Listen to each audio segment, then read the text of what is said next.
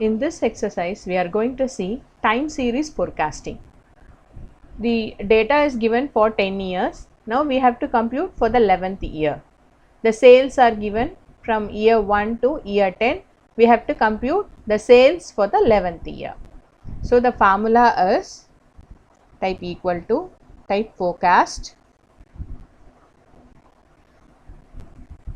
then it is unknown x, known y and known x. This is the syntax.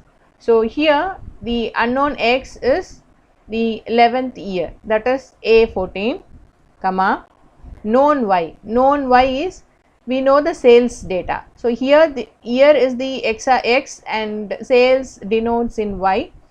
So known y means known sales data for the year 1 to year 10. So select that, select the range, then comma, known x. Known x, year 1 to year 10 we know. So that range has to be given and close the bracket, press enter. So we got the output, that is sales expected for the 11th year will be 32.5. For this data we have to insert a chart.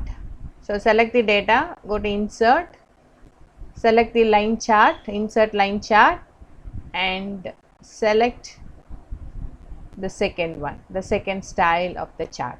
So now we have inserted time series forecasting for the given data along with the chart and output.